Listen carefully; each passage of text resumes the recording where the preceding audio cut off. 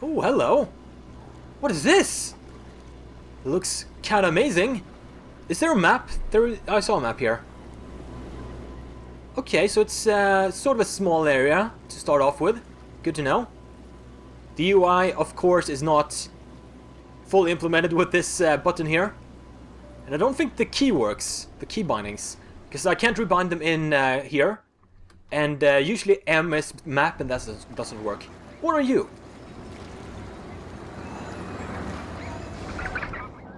Two floating cones whirl and spin deliriously around each other, giggling like children being tickled.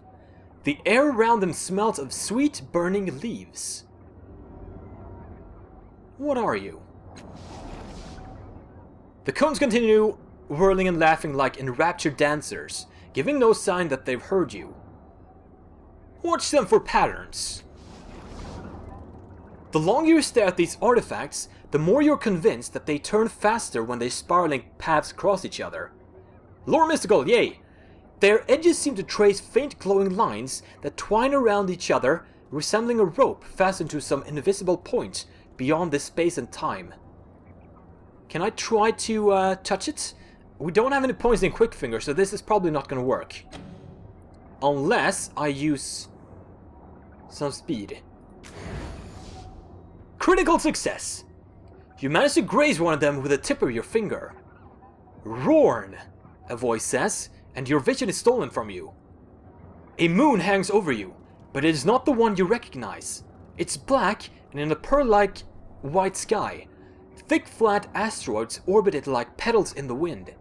You feel questing tendrils at your ankle, and the hot wind on your face smells of scorched hair and grief.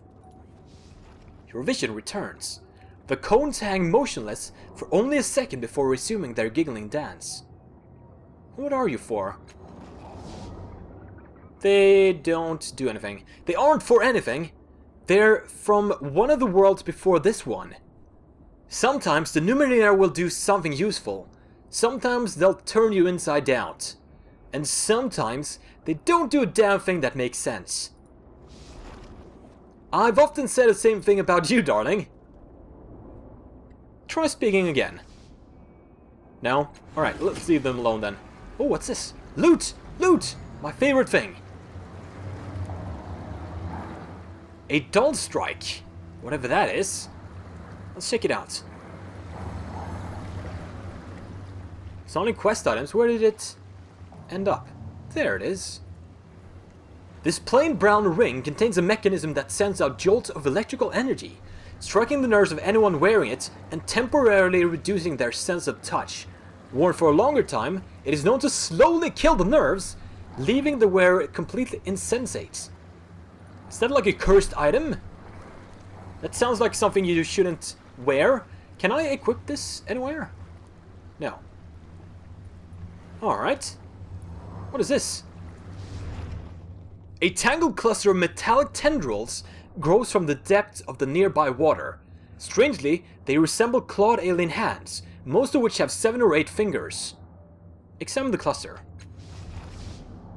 You try to lean around the nearest palm and notice that it innocently moves with you, as if guided by a wind that's not there. You feint right and go left instead, just in time to see what the hand was trying to hide.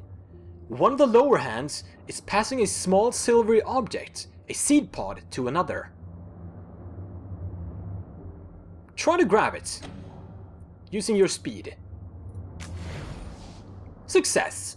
You wait for an opening, then snatch the pod as it passes from one hand to another. Immediately, a wave of outrage washes over you from the cluster's direction. We got a steel seed pod. It appears you've made an enemy. Congratulations, dear. Thank you. We'll walk away now. Oh, this is probably gonna bite me in the ass at a later date. Maybe they'll kill me. Oh, we missed one. There's a lot of Numenera around here, it seems. A matte black obelisk floats in midair above the water. It has sharp curved sides that converge to a glowing tip that brightens or dims with the passing of the base faint breezes. Touch it. What's the worst that could happen? You raise your hand towards the obelisk. Dull green light welts from within the black stone, fixed on you like a furious eye. I knew someone who did what you're about to do. Aeon Priest. A beam came out of the top of that ring and ripped his face off. Made a fancy nightlight out of his crystal necklace though. But hey, I'm sure you know what you're doing. Oh hush. At least that poor priest died in service of his curiosity, rather than stumbling about the coast, complaining and feeling sorry for himself. Go ahead if you must, but do be careful. I feel like we should quick save before we do. Or do a hard save. Quick save doesn't seem to work. Well, let's override one of my super appropriate names here. And try to touch it. Touch it. Actually, yank your hands away. No, touch it. A beam of light streams from the tip of the monument and pierces your hand. Shouting in pain, you stagger back. You took 1 might damage. The glow fades from the structure. There are less painful ways to lose a finger, dear. If that's what you want. Try it again.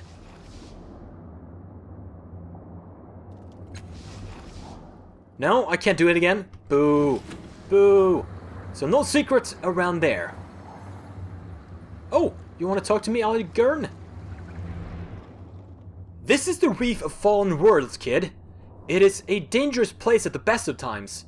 And with you lighting up the skies you fell, well, we should get you out of here as soon as possible. Why were you looking at me when he said that? I wasn't. Don't be so paranoid. But when she isn't looking, he raises his eyebrows at you knowingly. What makes it so dangerous?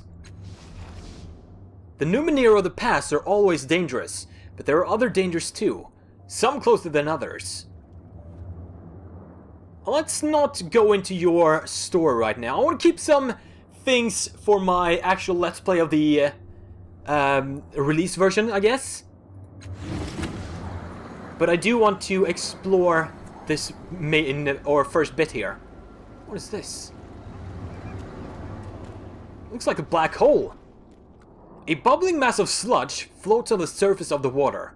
Every once in a while, an oily nodule separates from it and hurtles into the sky. You catch momentary glimpses of a muck-coated object in the putrid mass. Examine first. Of course.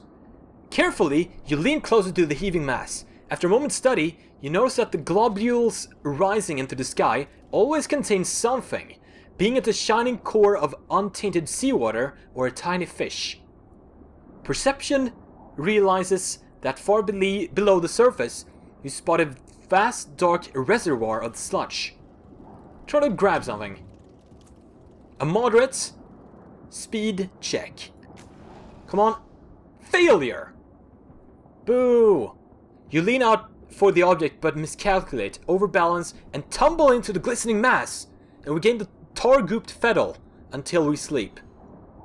Twisting yourself around, you claw your way out of the sludge before you become hopelessly trapped, panting and flinging wet clumps of the stuff back into the water, and you notice that the object is gone. It must have sunken when you fell in. A stiff grey sheen now coats your suddenly sluggish limbs. On the other hand, it should function like an extra layer of armor, for a while at least. That mug stinks like a Mercadian's asshole. You're going to be a treat to travel with until it flakes off. Most people don't wait for filth to flake off, darling. They take baths, and while your musk has its charms, you're certainly in no position to be pointing fingers here. Search for more objects. Wait for more objects. Treasures!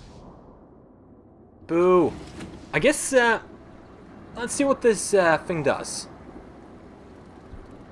Slows the movement but provides some protection. So how do we sleep? Do we have to find like an inn or something? Character abilities. Charm. Brief rest, will that work? Well, we got 4 speed back, that's for a good thing. So we got Search, Hide, and Tidal Surge. What about this thing, the Flex skill? Is that like temporary? Because otherwise that seems highly overpowered. Let's increase quick fingers. That seems to be a good thing. Also, that is a buff. Okay. Good to know. That might be come in handy as we keep exploring these things. Like this thing. I can't interact with it, but I can check it. A cube hovers in the air. Good to know. Oh, here's something we can tinker with.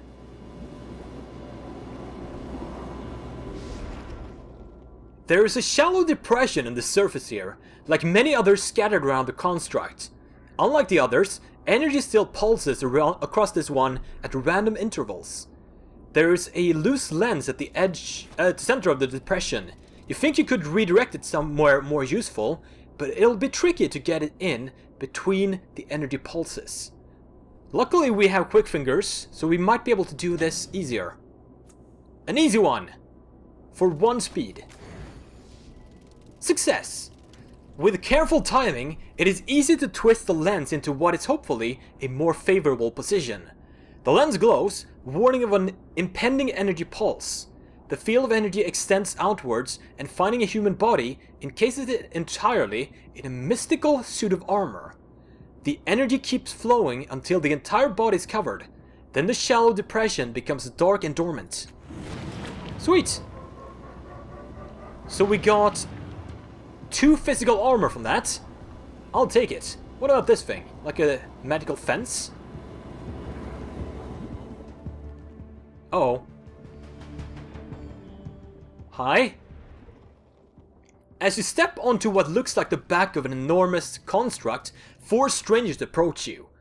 In the lead is a wiry man with parallel scars running from cheek to collarbone on the left side of his face. He gives you a welcoming smile, pulling on grey gloves embedded with pulsing lights. He's about to say something to you when he notices Calistige. Cal! I thought you'd sworn off trawling the reef. Found something tasty? Odds and ends, Koro. Nothing that would interest you, I'm sure. Her words are calm, but she has gone quite still. Let them talk. His hand curls into a fist at his side. I was wondering specifically if you had seen a falling star that landed near here not long ago. I've seen nothing of the sort, dear Koro. What about your friends? I know most of the draft that scavenges the reef these days. It is a rare pleasure to see a new face.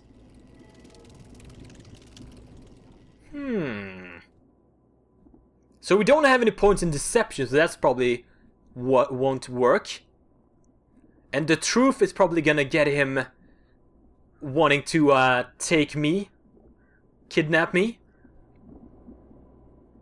Where did that star land? Well, if I knew that, I wouldn't be reduced to harassing noble travelers.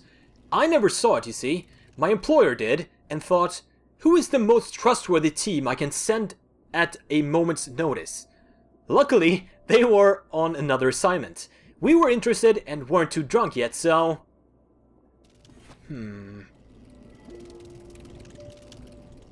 What interests you about this star? I mean, it's a payday. Seems like a obvious answer. Let's ask him about his scar. 2 things are more dangerous than death in this world. Asking impolite questions of strangers, and playing with Numenera you don't fully understand. My error was in the latter category, and I've grown more careful since. What about the gloves? We might get some insight. Unwelcome but anticipated complications. He does so love his ambushes. He didn't have the gloves when I knew him last, but I'd wager they're connected to devices in the area. Like this fence thing? Is that like a turret? So, the star, have you seen it?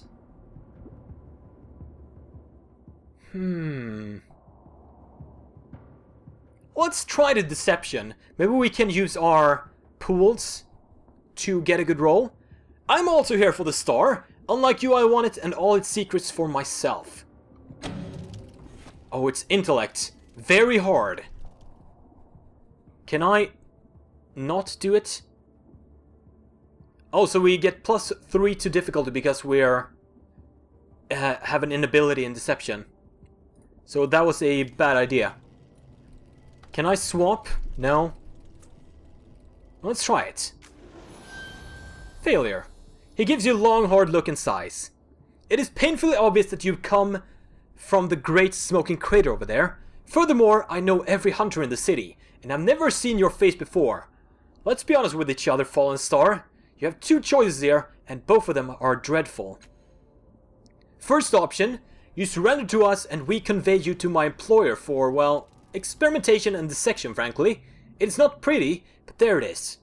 Second option, we kill you and the old man. Try not to kill Calistige, and bring your body to our employers anyway.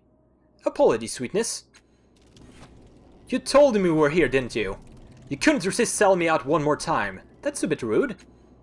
Are you really so paranoid? Darling, take your thugs and go home. Otherwise we'll have to rip you to pieces, and the world's already so untidy. What do you say, Fallen Star? I will not go anywhere with you. What a shame, he says, and glances at its companions. Now! Oh. Crap, they're controlling the energy fields.